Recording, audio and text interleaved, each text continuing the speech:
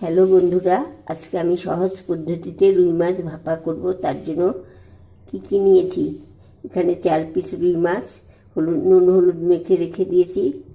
এখানে দিয়ে দেব 2টো চেরা কাঁচা লঙ্কা, করা রসুন, করা আদা, কোচানো পেঁয়াজ, 1 চামচ জিরে গুঁড়ো, সামান্য কাশ্মীরি লঙ্কার গুঁড়ো। মাছে নুন হলুদ দেওয়া ছিল তাই অল্প একটু নুন।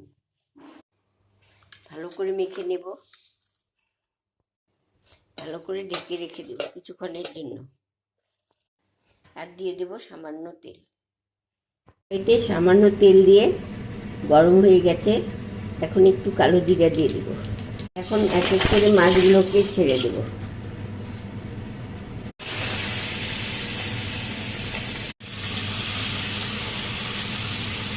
কিছুক্ষণের জন্য ঢাকা দিয়ে দিলাম। মাছগুলোকে একটু উল্টিয়ে দেব। মাছগুলোকে উল্টিয়ে দিয়েছি, ঢাকা দিয়ে দিলাম, জল দিয়ে দিলাম, একটু ঢাকা দিয়ে দিলাম,